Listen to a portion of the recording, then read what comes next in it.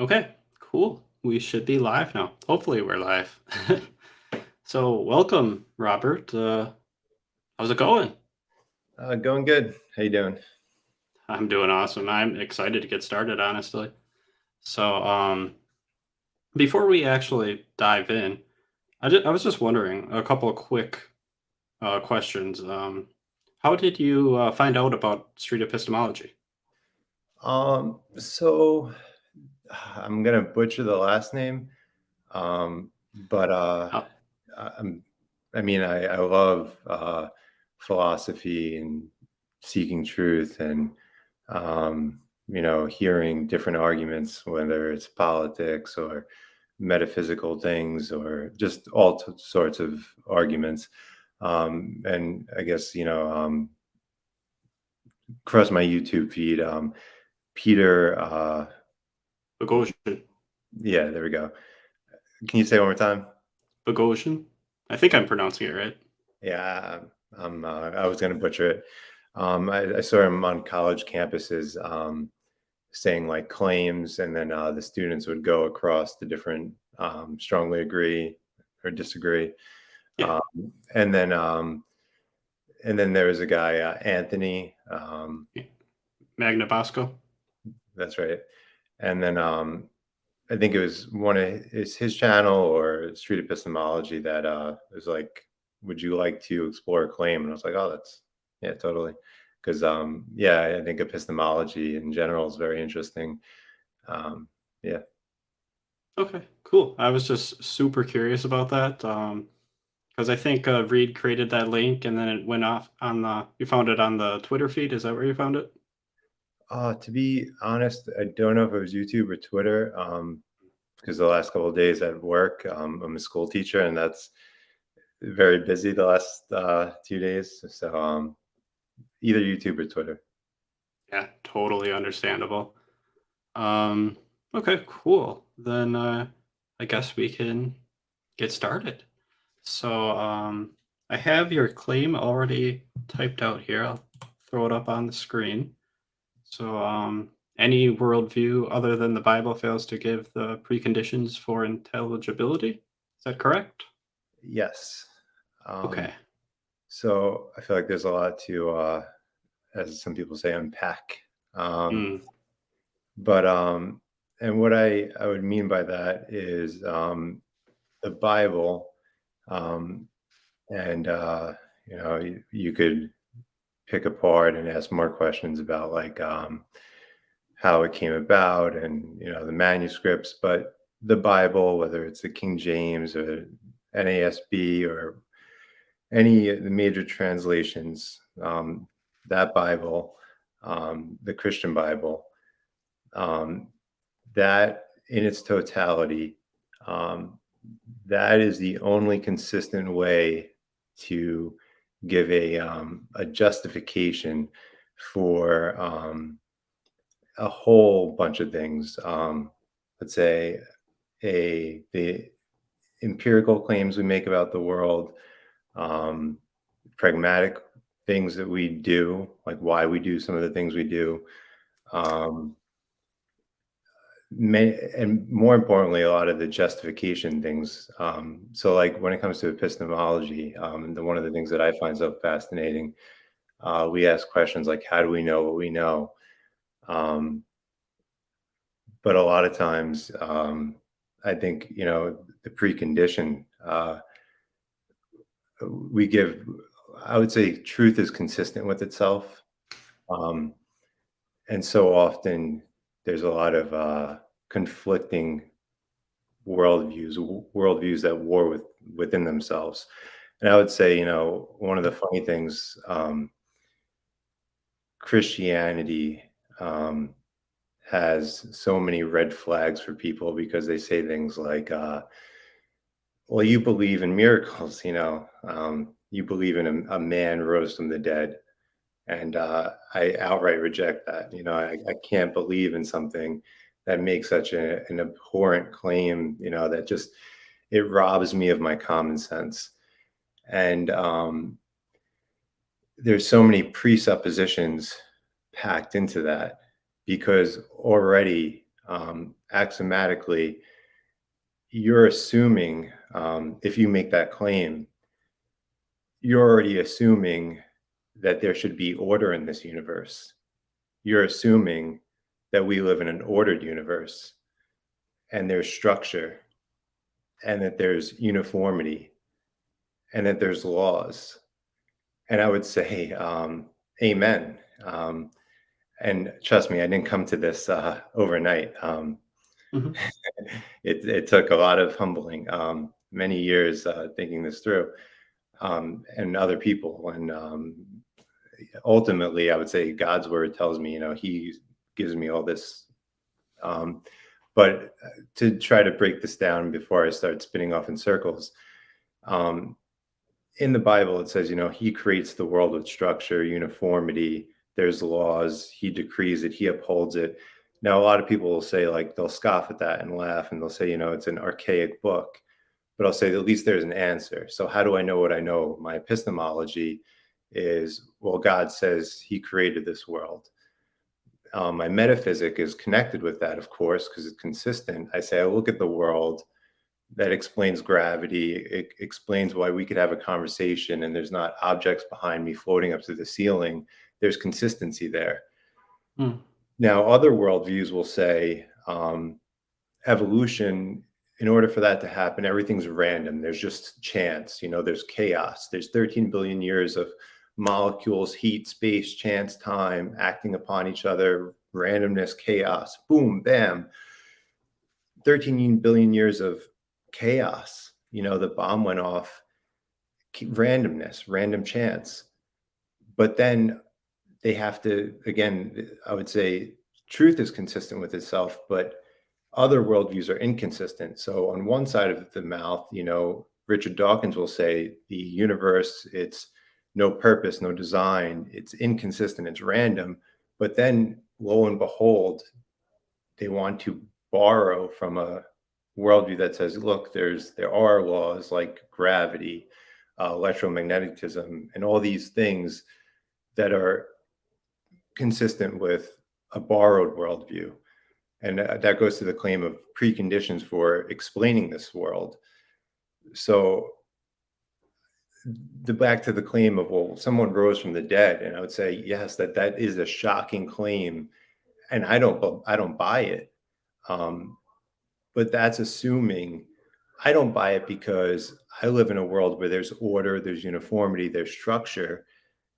And, that leads me to say, I shouldn't buy that. But you live in a world where you profess randomness. Who cares if someone rises from the dead? And I mean, I can go on with a lot of other examples, like if, for example, some people's make the claim, or just there's so many different directions I can go with this, and you could, maybe I should pause, but I'll pause if you have a question. Okay, sure. So, yeah, thank you so much. That was a lot to try to take in all honesty, but that's okay. That's okay. We're here to unpack that, as you said. So, I'm kind of wondering, like, so we have the claim here: any other worldview other than the Bible fails to give preconditions for intelligibility. And I'm wondering, is that sort of like a reason? I'm assuming you believe Christianity is true. It sounds like. Is that kind of like a reason for belief in Christianity? The belief in that it's objectively true, is that why? Yeah, Oh, well, that's a funny thing. Can you re-ask that question, because I think I know what you're asking, but I just want to. sure. So the claim that we have up on the screen, I think you can see it. Any other worldview other than the Bible fails to give the preconditions for intelligibility. Is that kind of like one of your reasons for belief in Christianity? Yeah, that is a funny question, because that's sort of what I thought you were asking, but I wonder if this is the motivation, and maybe I'll answer and maybe I'll touch upon it. Yeah, because I think you're asking, do you believe in Christianity That because, because yes. your intellect, because of intellectual reasons, is that why you have this faith? this faith in Christianity, especially because in Christianity, you are called to have faith. That's one of the central tenets. And it's very interesting because one of the things that and hope if I go too far on a tangent, please pull me back because I do want to answer your Okay. question. I'll try to respectfully do that if you do. And I hope, yeah, definitely pull me back, but I definitely will answer this question. The last couple, well, no, this is true throughout her church history. One of the biggest critiques of Christianity, and that is so true, is you Christians, how could Christianity be true if you don't do what the Bible says? That is so spot on. That's not to address your question directly, but I will get back to your question. And that touches upon something because so many people reject Christianity because of what they see Christians do. And I almost want to quote, but I won't actually open the Bible. When I say too, the Bible actually gives answers to these questions. And that's sort of another way of putting my statement. In the Old Testament, the Tanakh, the Hebrew Bible, God's covenant chosen people, God is so consistent in the Old Testament, the Tanakh, the Hebrew Bible, and the New Testament. He's the same God. So in the book of Isaiah, he says, he's going to destroy his own people, his chosen people, because they are haughty, they're prideful. He says, because of this, their sacrifices that he tells them to do, they're an abomination to him. Their false religious worship, it's detestable to him. When they come together and they do all these things, it's worthless. And then in the New Testament, God says, not all of Israel is Israel. Christ says, on the last day, many people are going to say, we're going to call upon you. And he's going to say, depart from me, you workers of iniquity, I never knew you. And just to touch upon this question, and then I promise I'll get to your question. The claim on the screen is, a lot of people say, well, how could Christianity be true if Christians are doing such terrible things? Well, only the Bible actually answers that, because the Bible actually speaks to that. Jesus says, you whitewashed tombs, you're beautiful on the outside, but on the inside, you're dead. So it speaks to hypocrites. The Bible addresses that. Darwin doesn't address that. Darwin says might, the strong person, makes right. Moral relativism, like cultures decide morality over time, that doesn't actually answer the question about religious hypocrisy. So what? That's ultimately the claim.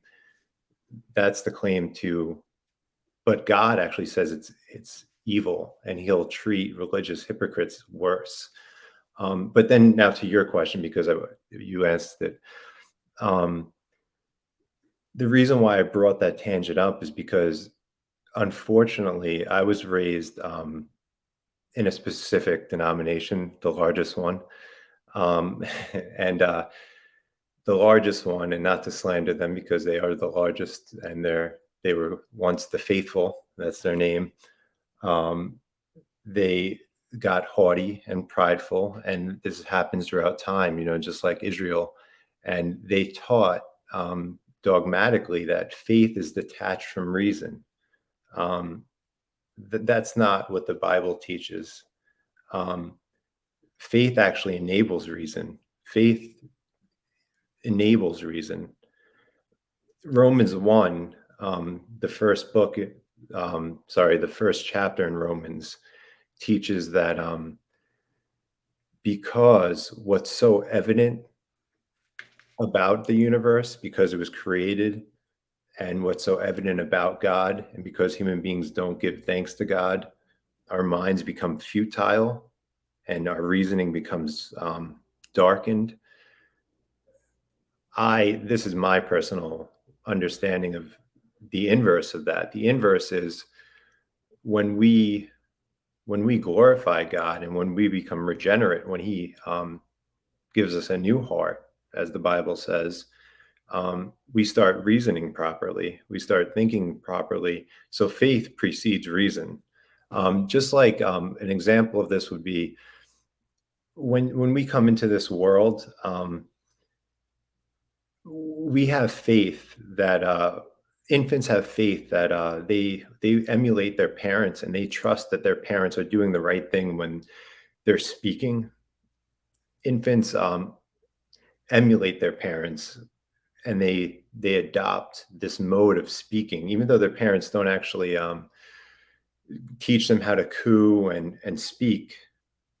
Children and infants emulate it, and they have faith that they're doing the right thing. And even kids in school have faith that their teachers are teaching them the right thing. Yeah, I mean, And if they, if I stop for just a moment, just because I'm wondering what you mean by the word faith. yeah, faith, I mean, is trusting. Okay, gotcha. Because I think, well, you have to be, you have to have faith in this world in order to interact and to do well. I have to have faith that I'm on a computer right now and that the Wi-Fi is working and that we're on a live stream, that we're actually having a conversation and that you're actually understanding my words, and that they're getting through. I also have to have faith that, again, there's uniformity in this world, that the law of logic is still working. I would say that the Bible, again, objectively, is the precondition for why logic is consistent and why it doesn't change, why there is a law of logic to begin with. In the materialist universe, there's no reason for abstract entities like logic or math, things that are invariant and unchanging. So I can go on in so many different directions, but I guess I I'm got some more. questions for you. Yeah, go for it. Okay, cool. So, so one thing that really stuck out to me that you said was faith enables reason, and I think I understand what you're saying. So you're kind of saying like, if you have faith, and you define that as trust. So if you trust something, and in your case, I think it's the Bible. If you trust this, then if you have faith, then eventually the reason will come in time, perhaps, and then you'll have those reasons, and then you'll know it's true. Is that kind of what you were saying?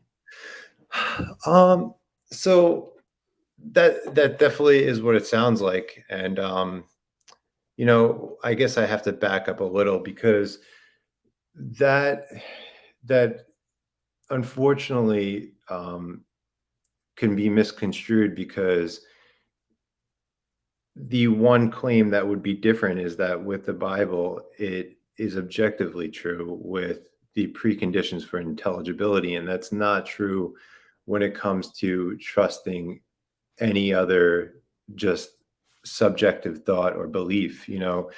Um, What about like a truth claim other than the Bible? Is it true for that? well, if it's an objective truth claim, like so, Hmm. me and you might have a belief about math, like 1 + 1 = 2, and we both might have that. We might both hold that subjective agreement together, and it's objectively true, right? So Okay. we both have that subjective belief, but outside of us, it's objectively true, regardless of how we feel about it.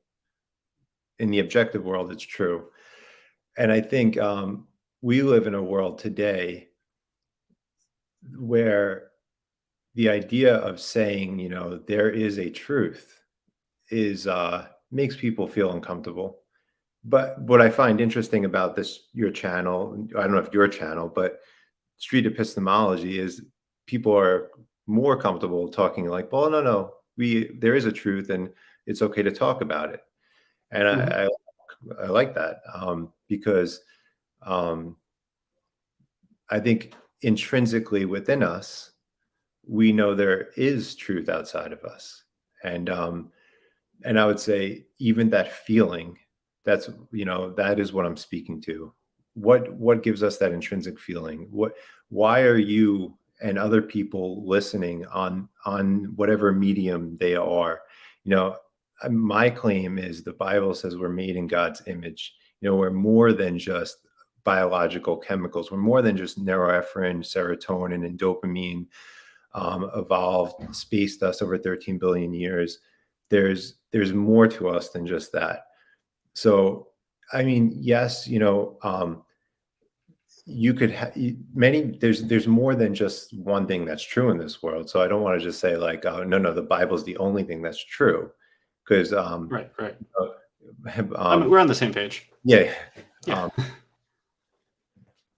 but when it comes to um, I guess the exclusivity of the religious claims of how to be reconciled to God.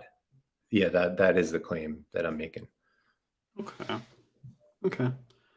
I guess with this faith enables reason, can someone who has a different religion kind of use the same type of method and come to the conclusion that their religion is true?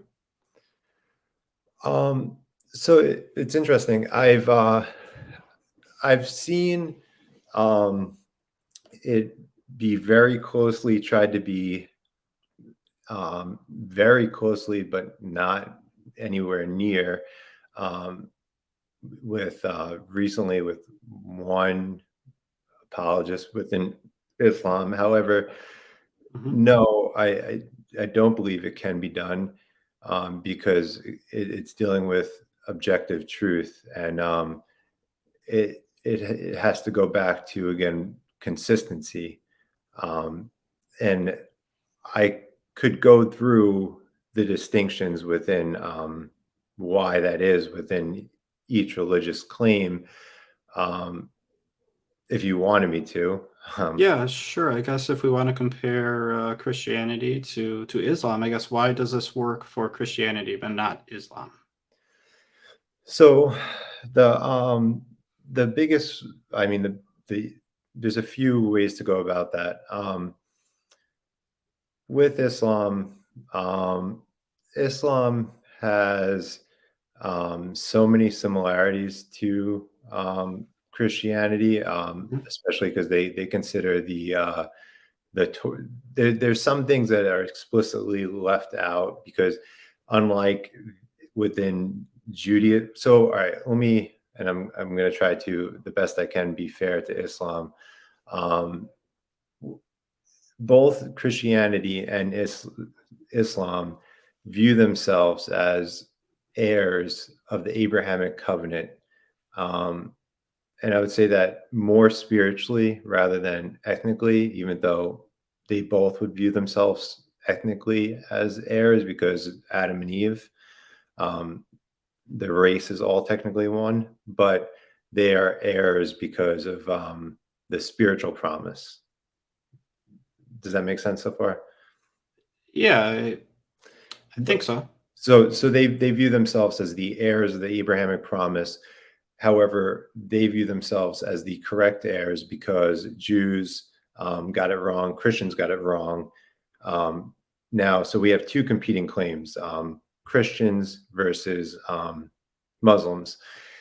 The biggest difference now comes to the person of Jesus within Islam, and the amount of times that Islam corroborates the Torah, which is called the Torah in Islam, and also the Injil, which is the Gospels, and also Jesus.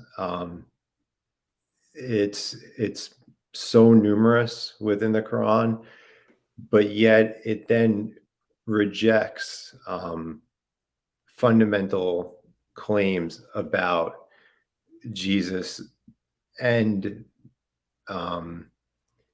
things that are central tenets to the claims that came from the Tanakh and also the Gospels that it claims are inerrant and unchangeable by Allah. So I'll just make it very simple. Allah, in one of the surahs, it claims Allah's words cannot be changed, but then it says that the Injils were changed.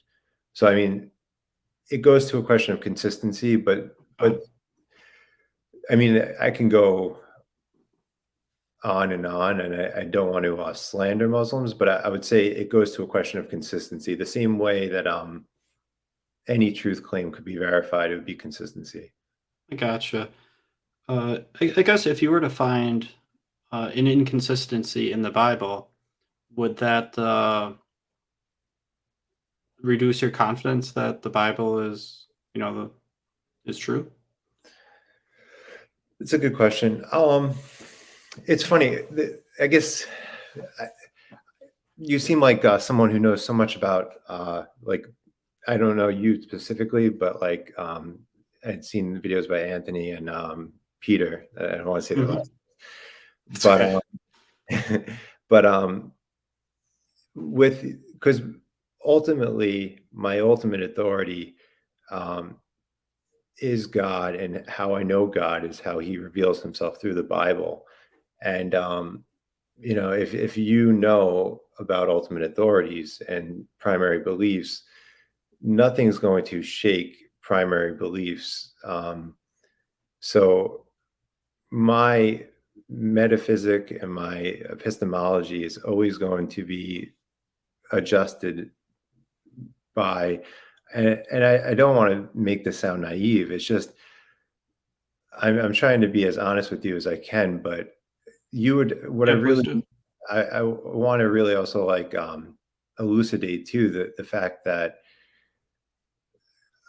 I would also too try to highlight one thing. Even what's interesting too, I just want to keep. Well, first let me I don't want to be arrogant about this, but I would love for someone to point out an inconsistency in the Bible, because I think so many people have. Bart Ehrman has said, the birth narratives, and he does a very interesting job of how he claims that they're inconsistent when they're not. Hmm. But here's something interesting to think about, because when I say any other worldview other than the Bible fails to give the preconditions for intelligibility, I mean, why would it be morally wrong if someone did purposefully mess with it, if they tampered with it purposefully, and then actually got people to commit violence and did the crusades? Like, what's wrong with that? Like, in using your intelligibility, your moral, like, what is wrong with that morally? Because if morals just change over time, Hitler had different moral intuitions. He said, extinguish the Jew because it doesn't look like a person. And the majority of people in his society agreed with him.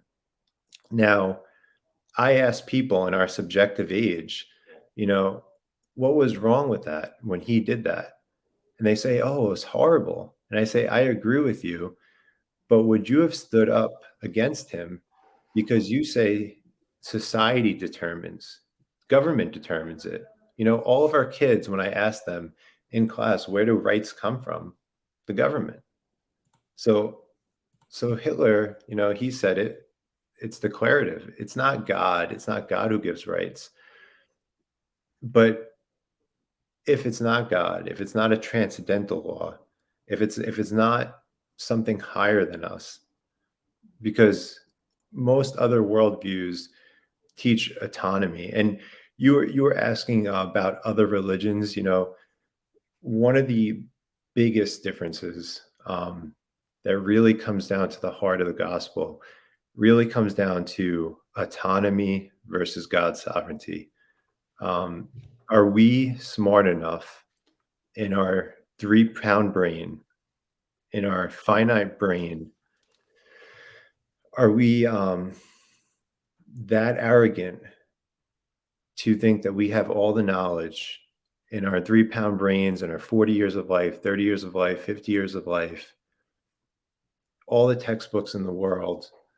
Or could we be humble enough to realize that a finite God, this beautiful world of uniformity, this technology that came from a Christian worldview, the documents that Christians propagated for 2,000 years, a worldview that said, go disciple the nations and baptize them in the name of the Father, the Son, the Holy Spirit, that came from a Christian worldview, that was promised that all the nations would be blessed, that the Torah would go to all the nations, and that actually did happen the last 2,000 years. So that's sort of my claim. I know that was getting a little preachy.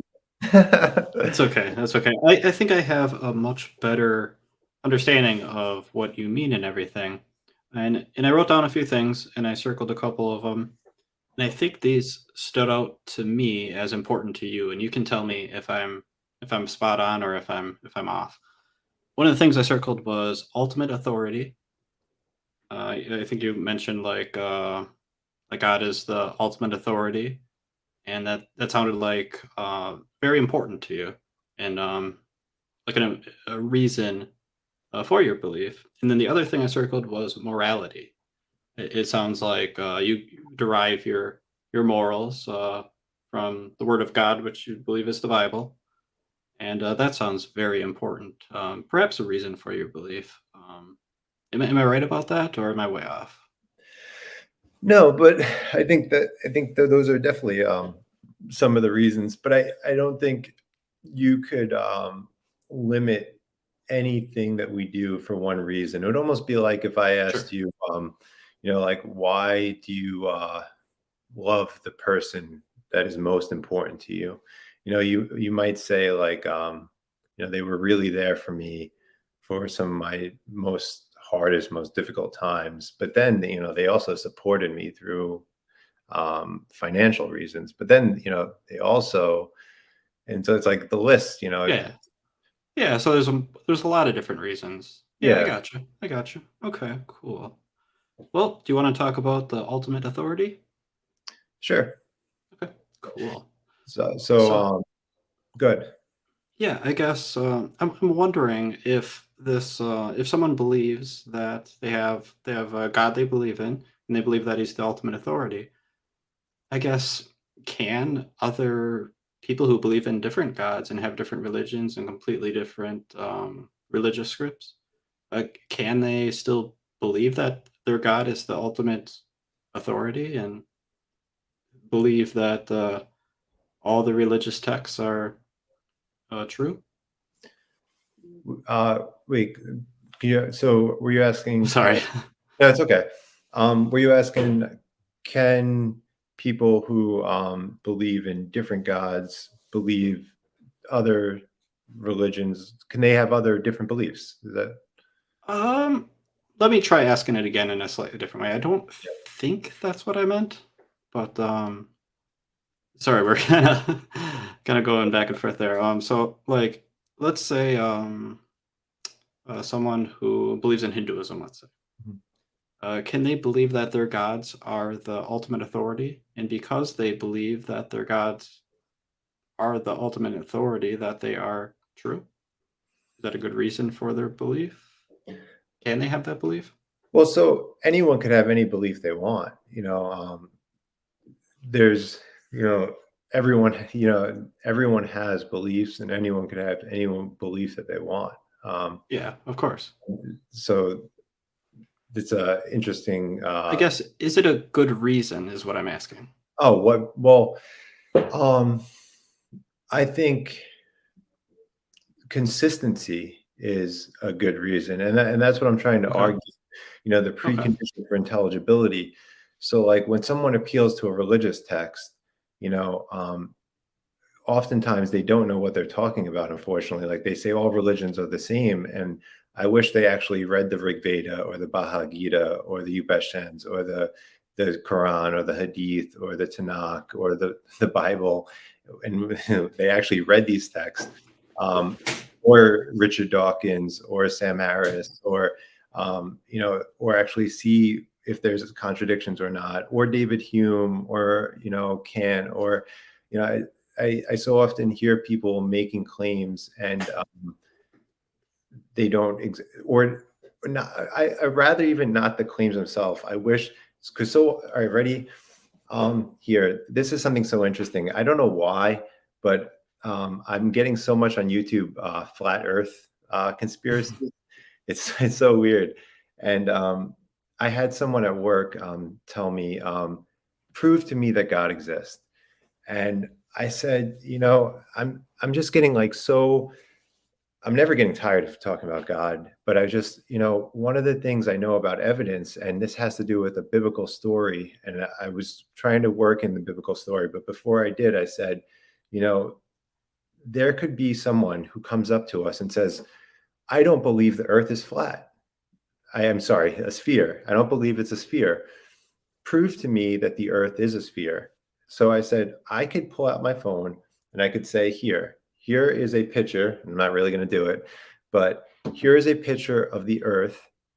Here's NASA's picture. Here is evidence that the earth is actually a sphere. Mhm. And the person will go, I don't buy it. I reject your authority. So I reject the authority. I don't trust it. I don't trust you telling me about the authority, your orthodoxy, your fundamentalist beliefs, your simple mindedness. I reject Gotcha. it. The earth is not a sphere. And I'm like, all right, hold on. I got a better idea. There's Google satellites going around. I'm going to pull up the satellites. Now I got this person cornered. He's got to change his mind. Repentance means change of mind. That's what it means. He's going to change his mind. He's going to have a change of mind. Yeah. I'm going to pull it out. I'm going to make him change his mind. So now he's going to see the satellites in real time, Google Earth. And now I'm going to corner him. And we're looking at the same evidence, and he's looking at the evidence, and he goes, no, the earth is flat. So it's not a matter of evidence.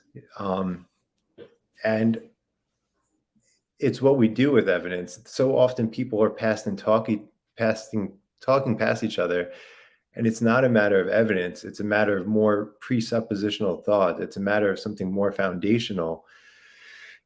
And that's why we assume so many things that we shouldn't. Like, for example,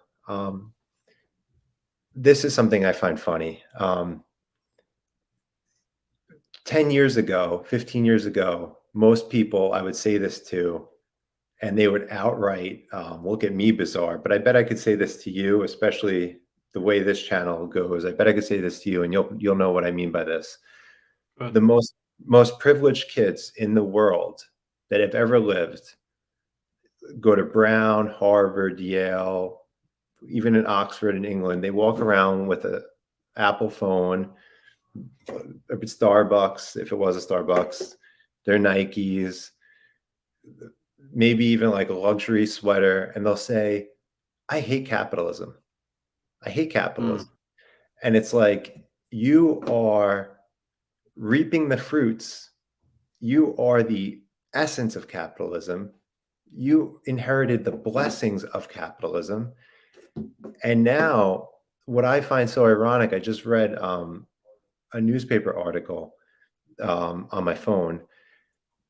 A senator or a congressperson in California was swearing into Congress, and he was putting his hand on a Spider-Man comic. And we don't understand, yes, the pragmatism of it, but I'm not making that claim. I'm not a Jordan Peterson, even though Jordan Peterson has came a long way, and he actually espoused things better than some pastors, and he helped me in my thinking too, because it's not like I came from a place of belief, and that's not even the Bible claim. People are born, everyone is a sinner. A person put his hand on a comic book, but in our country, we put our hands on a Bible for a reason. There was a reason for it. is because in our culture, we used to say, we believe in the 10 Commandments, thou shalt not kill, thou shalt not steal, treat your neighbor like, again, this is not all these things I'm quoting from the 10 Commandments, but biblical principles. Don't slander, treat your neighbor as you want to be treated. And now we want those things, but we say we don't like Christianity. And all religions are the same. They're just an algamesh. So Yeah, there might be people out there that kind of believe in like personal truth. Each religion is true to each particular person. Is that kind of what you're getting at? well, and my claim is that we don't want to know how we know certain things. So my claim is we do know things. We do know things. Like we do know murder is wrong. We do know that we shouldn't talk bad about each other. We do know that it's wrong when 5 police officers beat someone to a pulp and it makes us shrivel. Yeah. Like we do know these things, but we don't know why. And we also don't know why our society is going the way it is.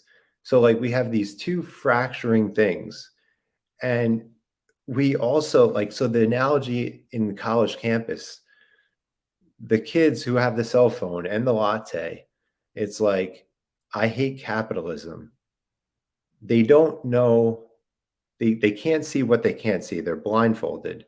I But think also, then they also don't realize that's destroying capitalism.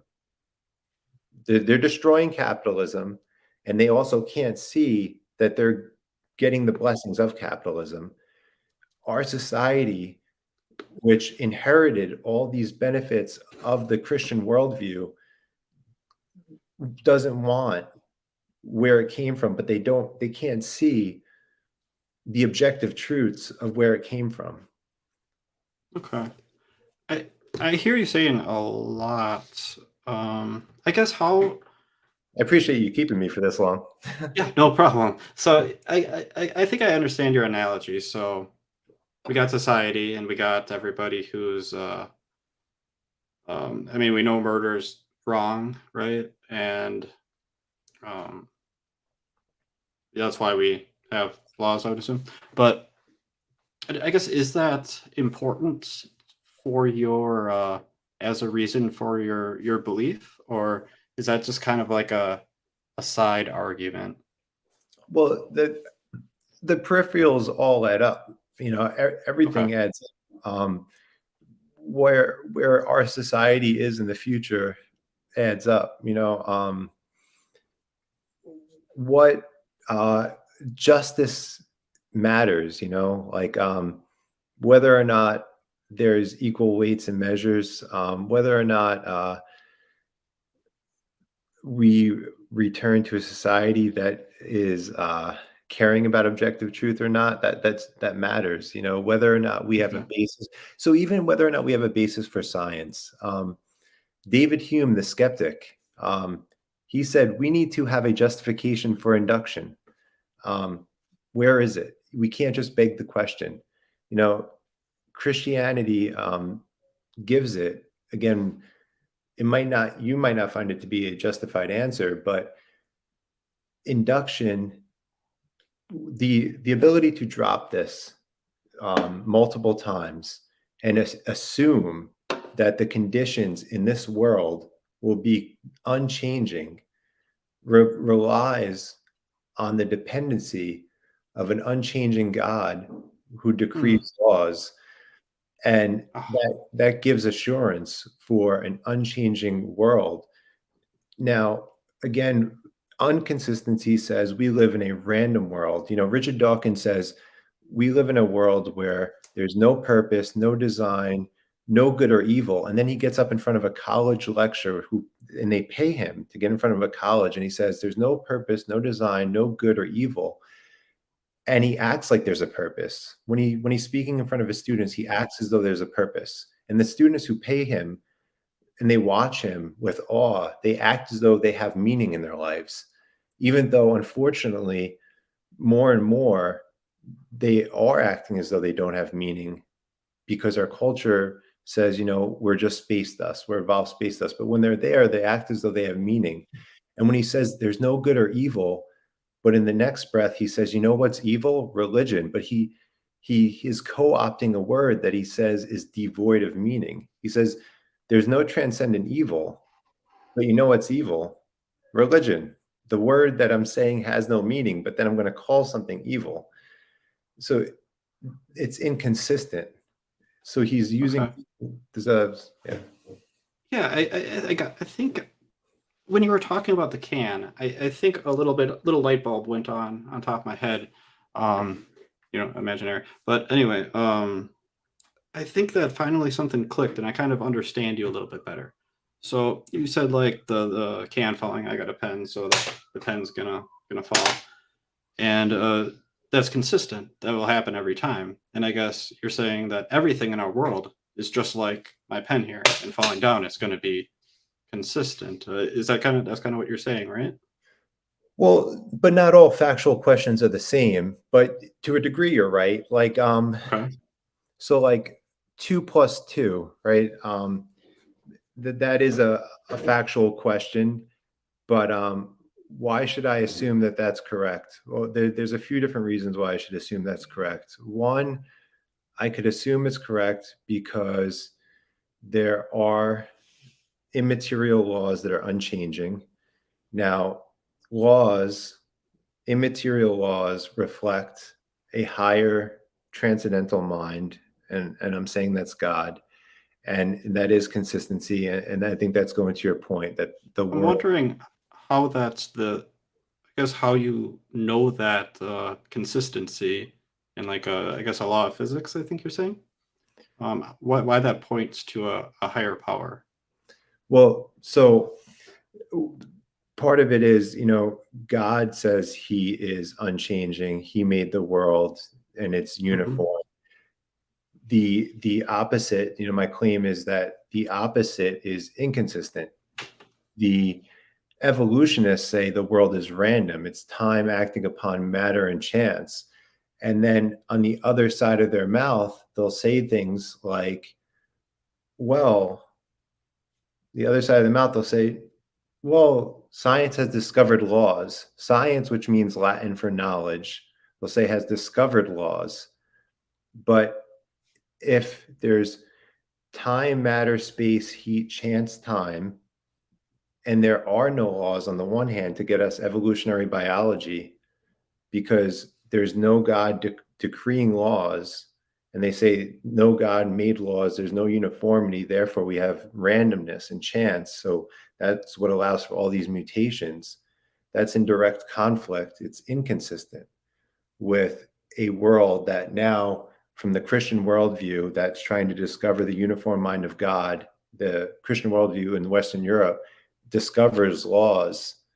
Why? And now they're saying, oh yeah, of course they scoff, and that mind shuts off, and they say, of course science discovers laws. That's just the way it is. But again, that's that clash, and that's what I'm saying. That's that Hmm. inconsistency. Okay. I'm wondering. I got a book here, the Book of Mormon. Just happened to have it sitting on my table. That's so funny. If this book happened It's, to be super consistent, I'm not saying that it is. I don't even believe that.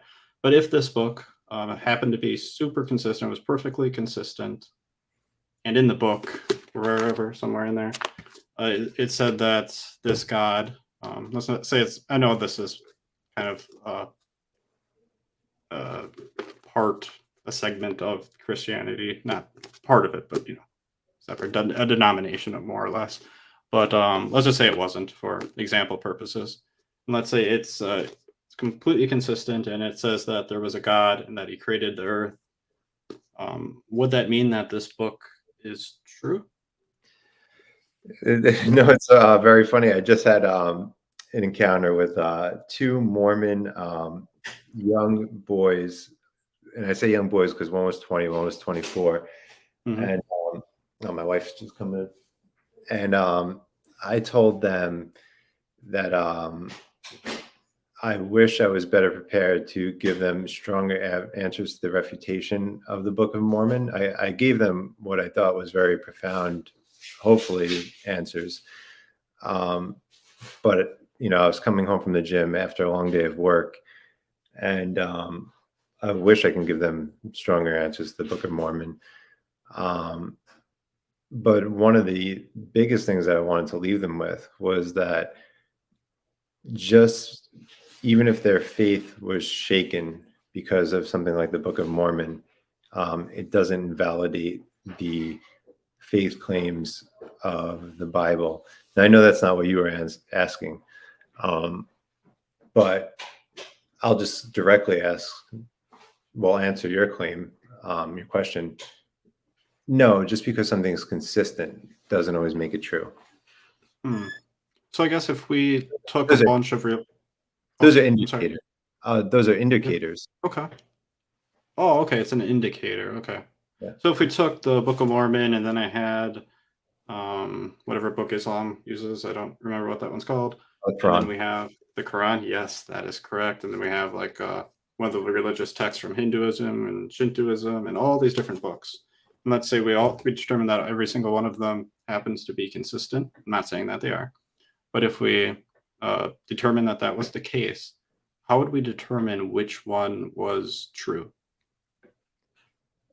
Well, again, consistency is key, but I said that it's not always Not the right. most important. I think there's a web of factors that play into it.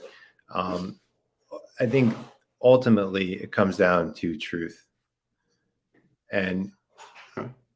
How do we determine truth? that which comports with reality. And those go into a myriad of factors. There's, again, pragmatically, that which works, empirically, that which you experience. So it's not just one thing, because not all facts are experienced in the same way, or not all facts are known in the same way.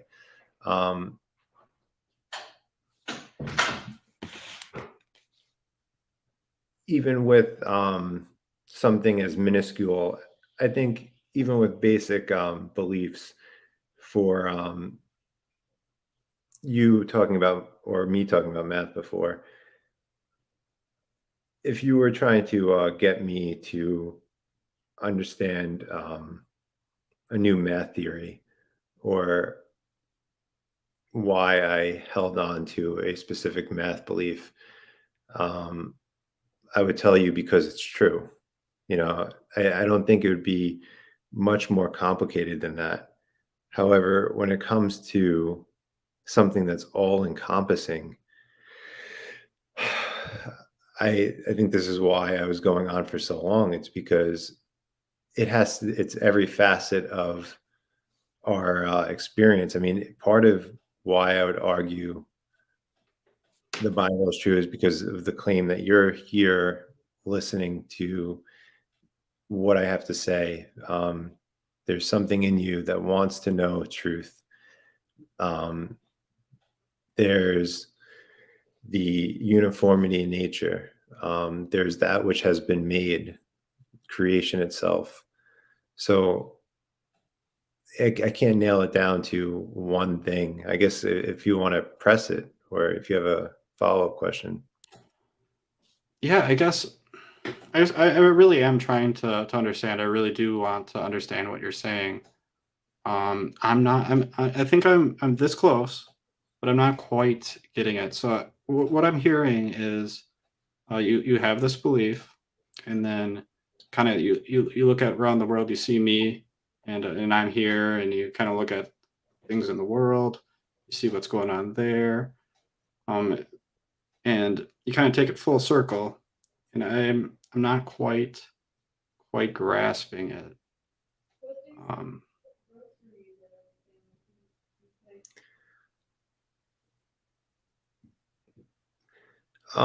So let me ask you. yeah, anything. Yeah. So, what do you believe in terms of how do you know what you know in terms of metaphysics? Um, What is real? sure. I would well, I guess it's hard to know if anything is real because I guess we all could be some sort of You know, brain in a vat, right? But assuming that that's not the case, because I think we'd all have to live our lives regardless of whether that's the case or not, whether we're actually real or a simulation or whatever. But assuming that is the case, other things beyond that, I would say a test. If we can test, if we can if it has falsifiability, if we can prove that it's not the case, so then falsification. yeah, falsification. So falsification assumes induction. So that's my point. Falsification assumes uniformity in nature. I mean, that's just one Hmm, of the assumptions. And that's one of the points I've been trying to prove. okay.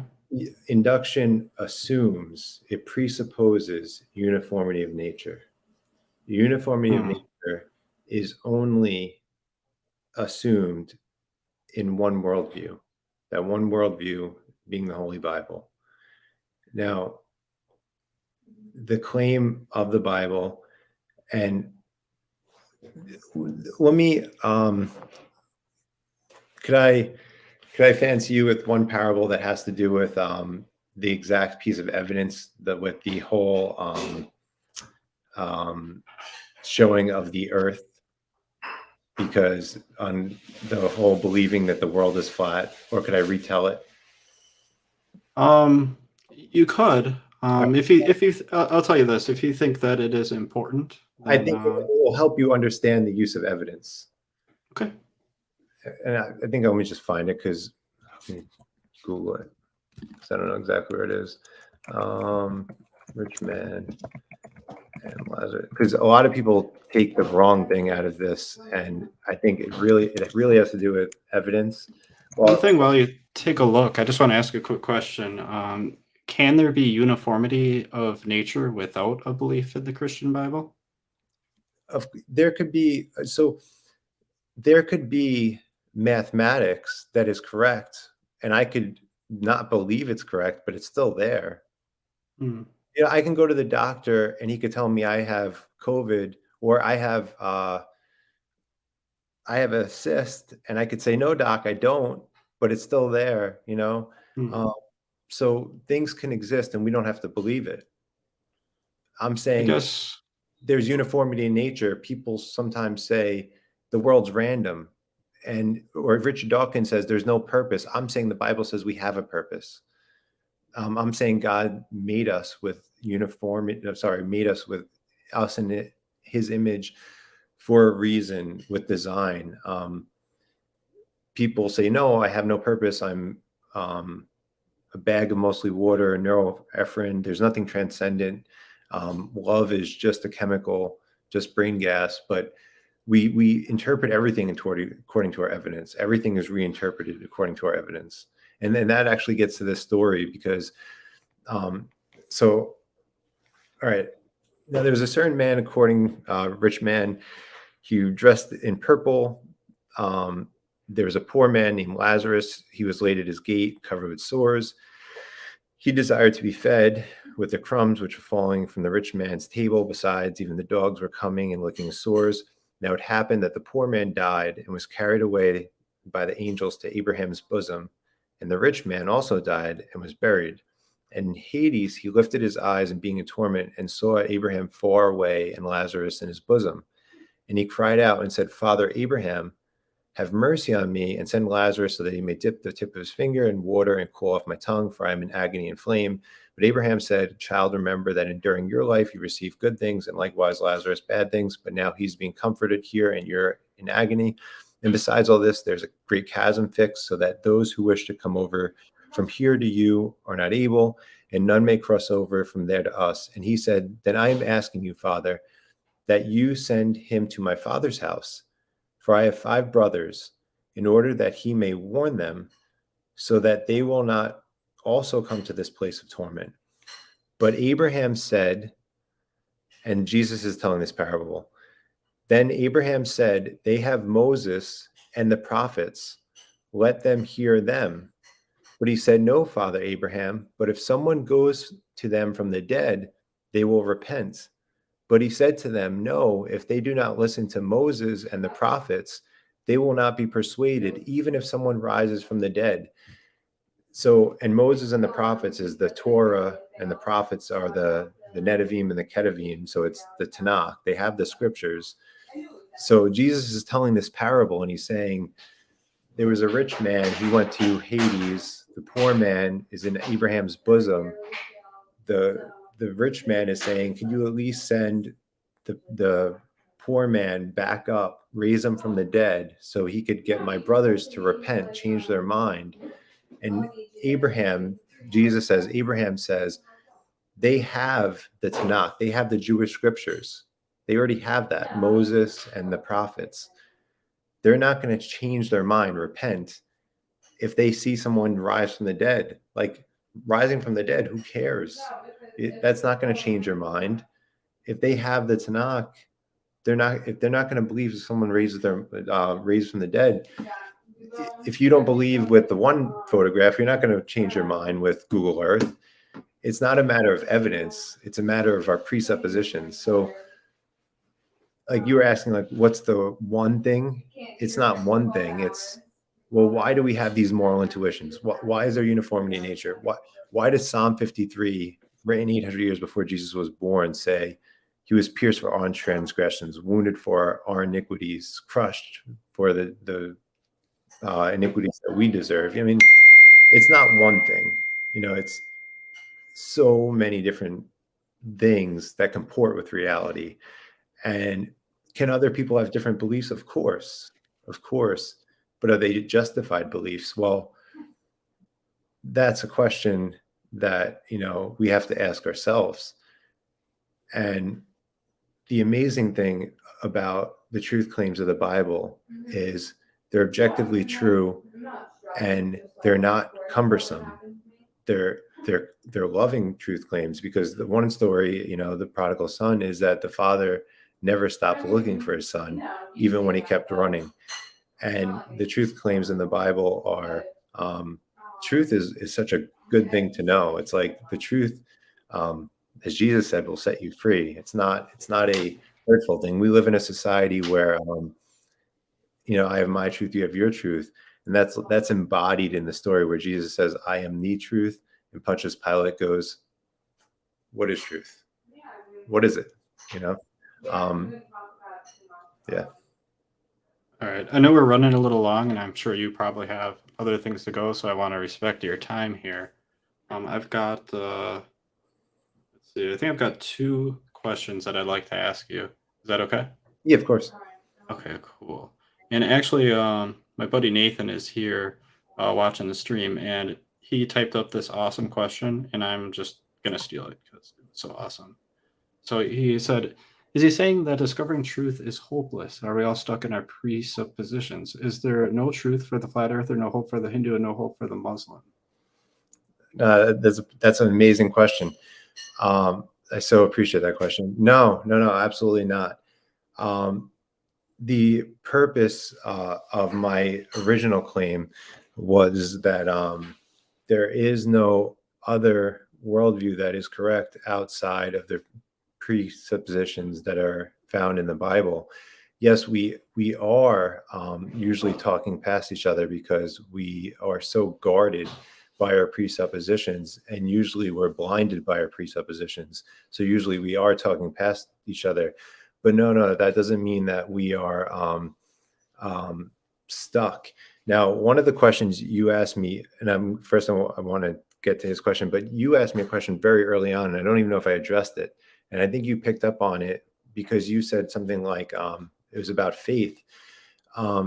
Faith is necessary. We are called to have faith, though, too. Faith enables reason, but we're called to have faith. But part of the way of showing the answer to this question is that you work out the contradictions within the argument. You don't talk past each other with evidence. You don't sit there, you and the person having this argument about the flat earth, you don't talk past each other and keep going back about the evidence. You say, no, what are the presuppositional arguments that we're having? Like, do we agree on the nature that we could actually come to an agreement on truth? Because in the Eastern religion, it's interesting you brought up about Hinduism. In Hinduism, where everything is Brahman, and Brahman is within all, Brahman is reflected in everyone. Brahman is a part of the ultimate reality, and everyone's a part of the ultimate reality.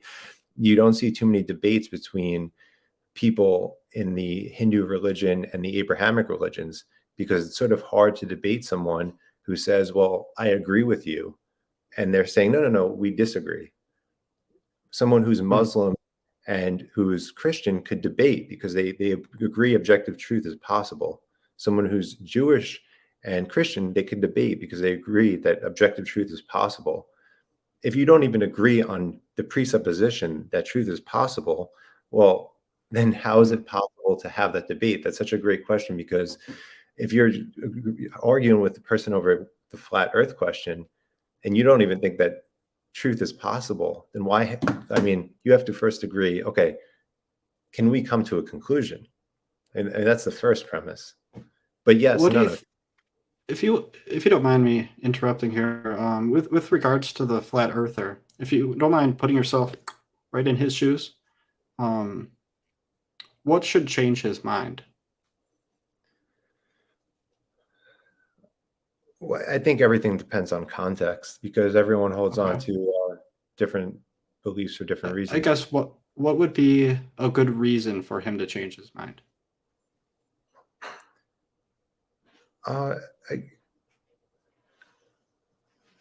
I think you have to trust a reason to trust the authority that's showing you the evidence. So just trust like NASA? Is that what you're saying? Well, if you have a reason to trust that authority, then yes. Okay.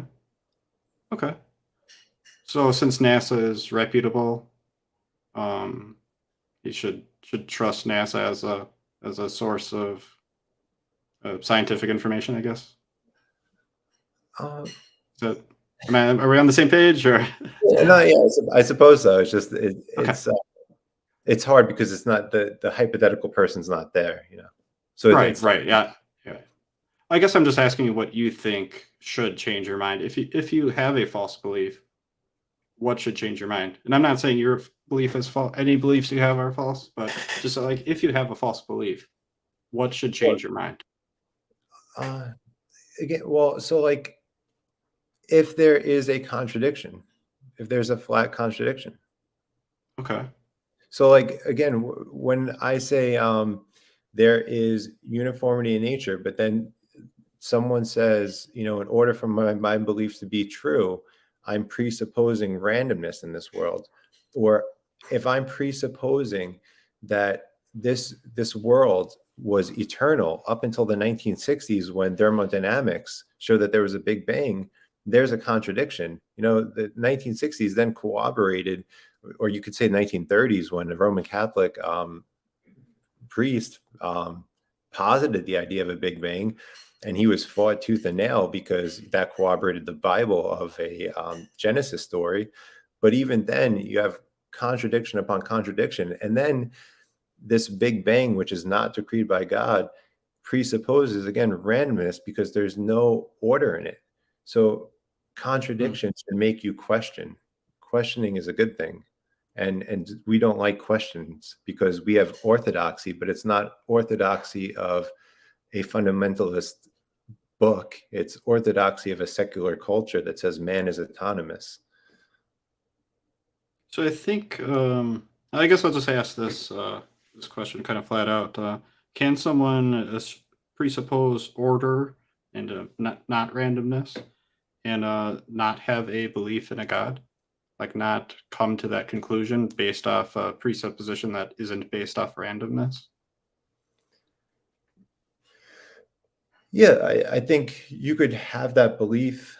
I mean, because again, you could have any belief, but then I think when you are confronted with other things, about the history of how the Bible was colgated and manuscript evidence about how the Tanakh came about and the New Testament came about, and not just a one version from Bart Ehrman, but some of Bart Ehrman's debates and about prophecies, and you really read the New Testament and you actually combine that, if you really believe the universe is ordered, then I think you have to really rethink some of your presuppositions. And I'm not saying you're not still rational to not believe what you want to believe. Ultimately, we're going to believe what we want to believe, unless the grace of God is given to us, because that's the claim of the Bible. That just means God's mercy, and that's an amazing thing. And but yeah, we have our beliefs. We hold on to our beliefs, and over time, some of our beliefs change. Okay. All right. I'll wrap it up here because I know we've been going for forever. So, final question is kind of similar to the question I asked earlier, but I specifically want to ask about your belief in Christianity and God. What could you learn that would change your mind or reduce your confidence, I should say? Being that it's the belief that all others are made intelligible, it's the lens which I see the world. So that question is hard to give an answer, because it's my primary belief of how I view the rest of reality. It's how I understand the rest of the world.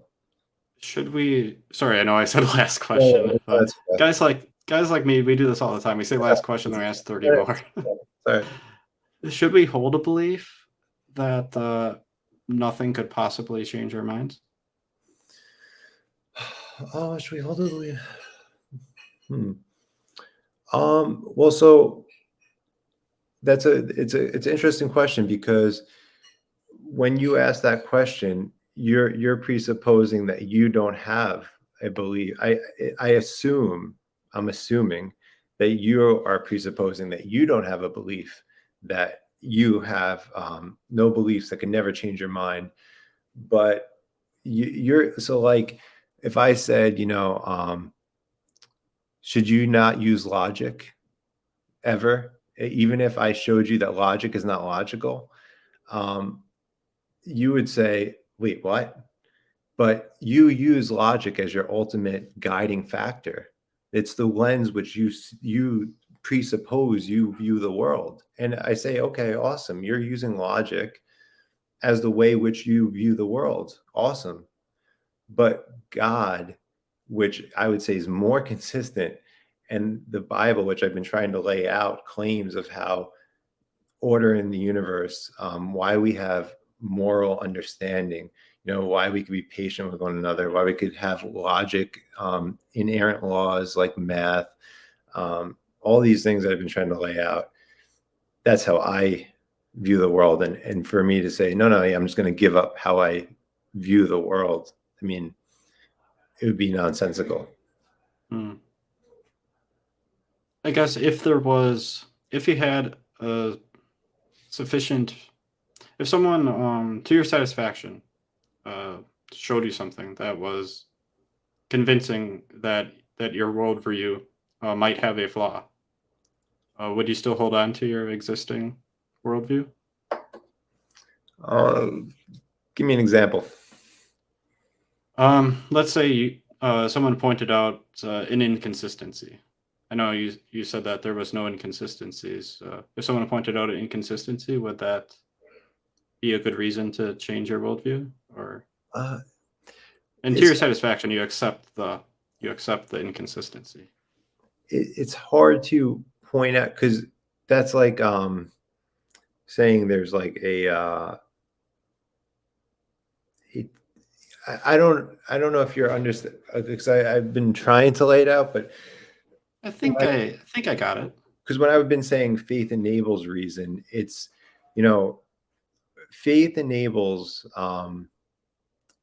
and the precondition for intelligibility, these claims I've been trying to make, when we've been talking about the anthropology of man, like what explains that? Where did man come from? The ontology of man. Why are we here? Eschatology, so biblical claims about where are we going? Our history, like as a species, or in the prophecy claim, like for a flaw to be pointed out,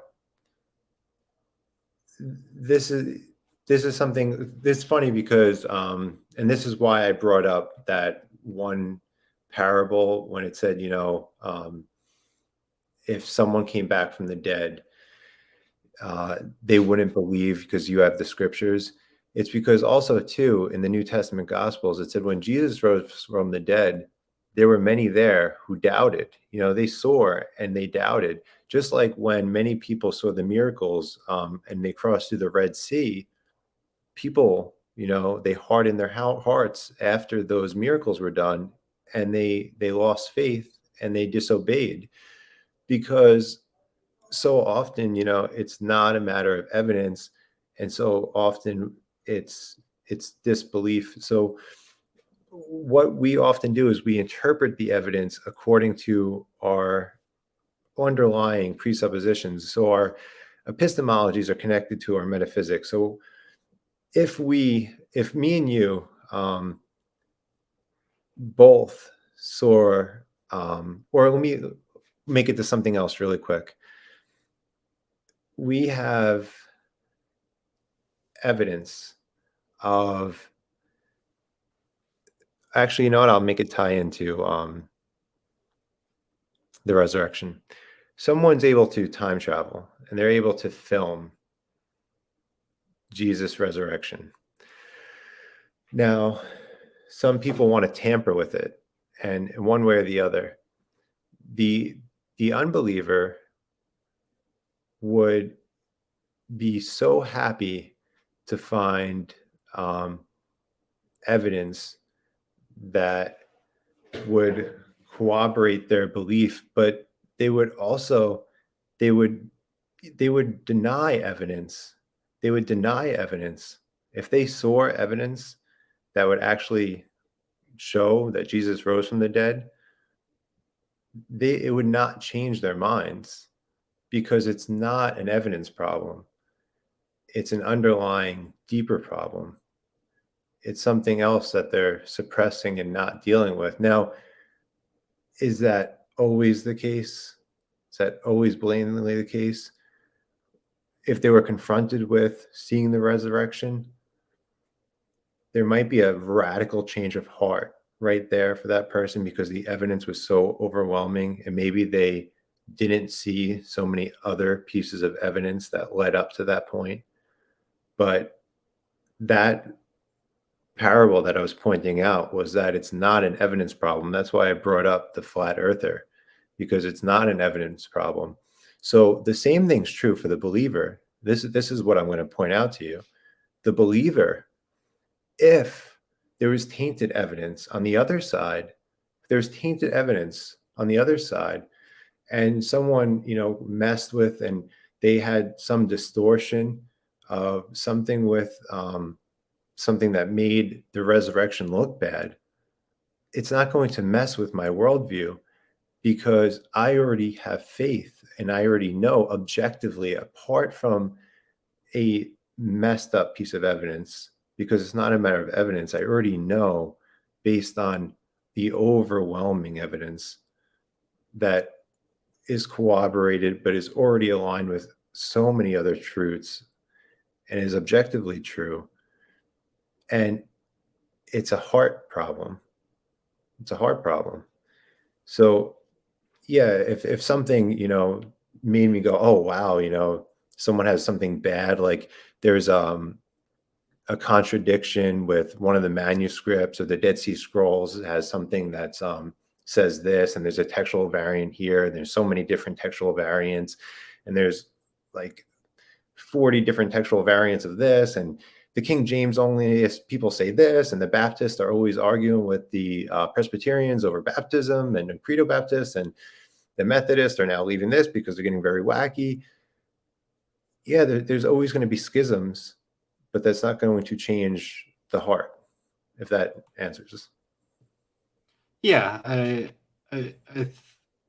think I understand what you're saying. But on that note, I don't want to keep you here for too long, so I don't think I have really any more questions for you. But I'll give you the opportunity to ask me pretty much anything you want. If you want my perspective, feel free to ask that. I guess I'll leave it up to you. No, yeah, I would love to hear some of your thoughts, because I know I did a lot of talking. Sure.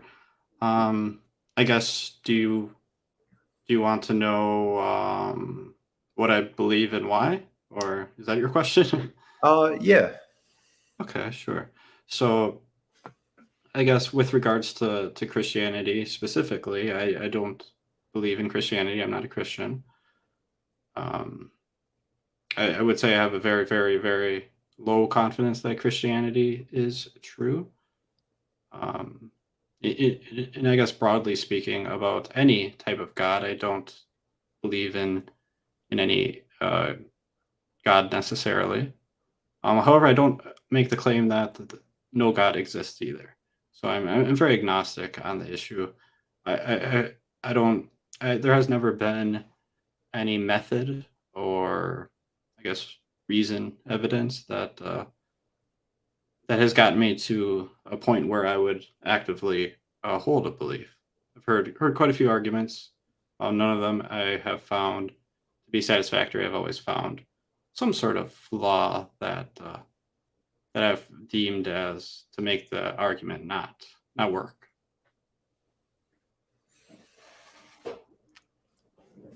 Were you raised in a Christian home? Sort of. It's a bit of a long story, but my mother is Catholic. She tried to raise me Catholic, but Yeah, I was it didn't work out so well. I was raised in a Catholic household. Yeah, Catholic is they're the largest denomination. I don't know if you caught that point when I was talking. Yeah, I did. Yeah. I did. I think over time they much like in the Bible, the first temple, Jerusalem, and the second temple, Jerusalem, which ultimately got destroyed. When Jesus was talking about how Jerusalem was now one stone built upon another, some of their doctrines over time got away from the Bible.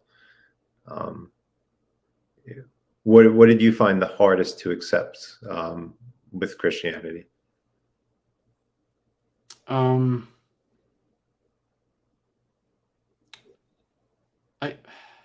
Are you talking about when I was younger, or currently? Both. Both. Okay. I guess when I was younger, the thing that I can't remember every time when I actually did believe, but I remember during she made me go to some little like religious class, and they started talking about Noah's Ark, and obviously in these classes they don't present arguments. They aren't trying to convince you. They're just telling you the story, right? They told me the story, told all of us the story. I just wasn't convinced by the story. So it was just like, well, I'm not really convinced.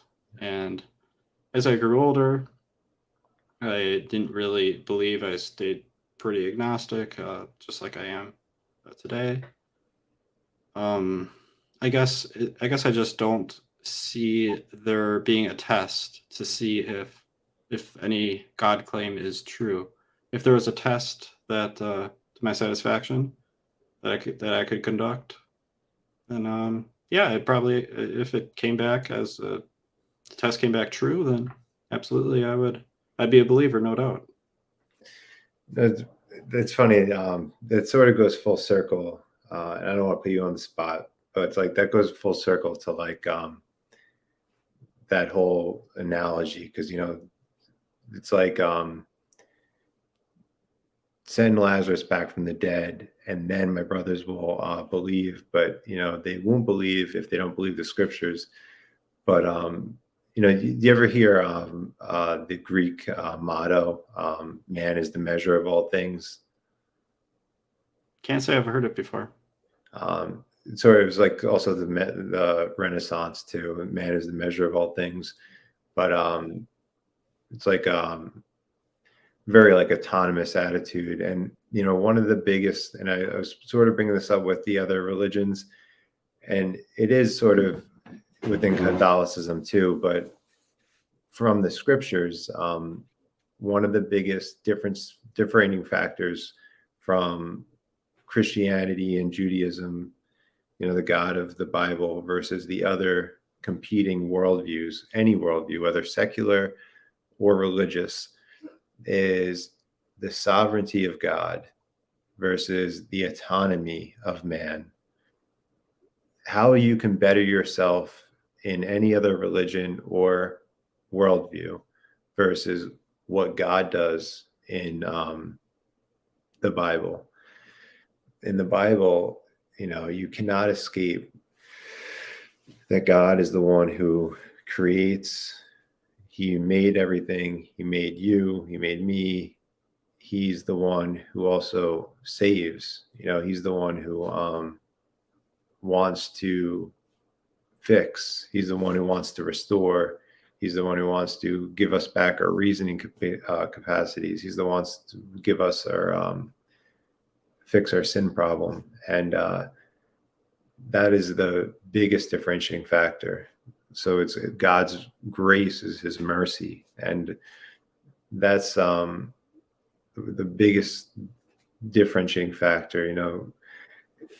One thing that hit me hard when I started seeing the Bible as true, that jumped off a debate when I was trying to understand something about predestination, because that's something that doesn't comport with reality. We were talking about truth and what comports with reality. But once you buy into one claim and you understand everything else to be true, and that's what I do. I'm buying into the system because I do. Maybe this will help you understand more of what I'm trying to convey. I remember a closing argument in a debate was about predestination, and someone who was arguing free will, and they're compatible. So the debate was framed wrong, but he was arguing completely just free will. Anyway, he was saying, you have to understand God gives free will because when you look at the cross, you see the love of God.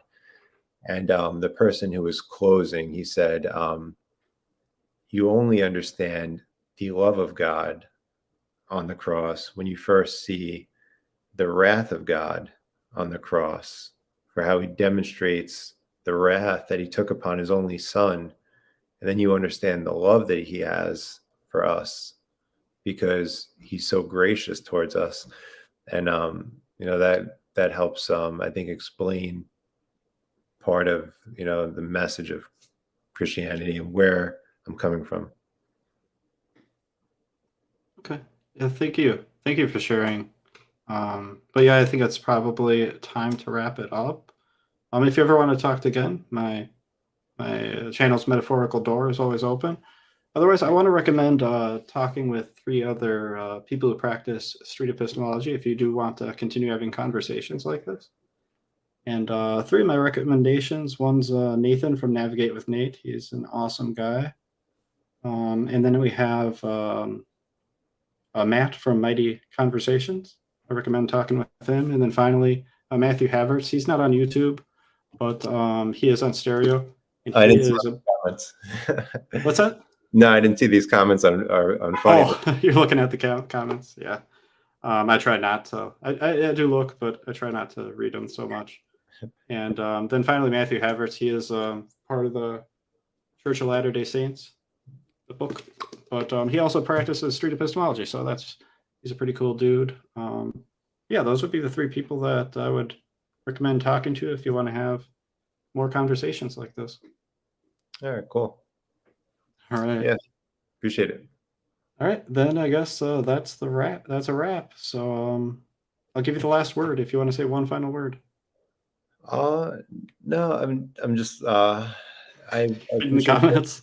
yeah, I appreciate you taking the time and listening, and everyone else listening too. And yeah, I would say the one thing that the claim is, that without starting with the Bible and presupposing it's true, um, you can't have a justification for why it is we do the things we do. And I think that comes together when you actually are humble enough to ask the questions, why is there uniformity in nature?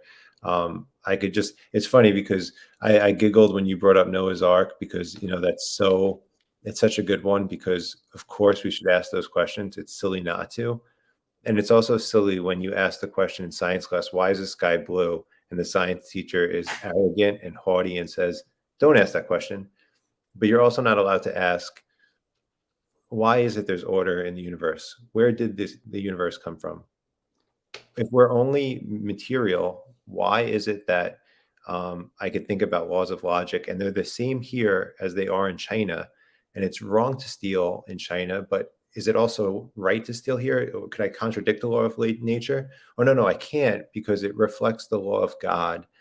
And if I did that, that'd be stealing. It goes against his nature. That's against his holy nature. So I can't contradict him. So it goes against what the Bible says. It's consistency, but it's also not just consistency. It's his grace, which enables our reasoning. And again, I appreciate you for being a gracious host. All right. I think all those questions you just stated are good questions to ask and find out the answer to, and that's what we try to do. All right.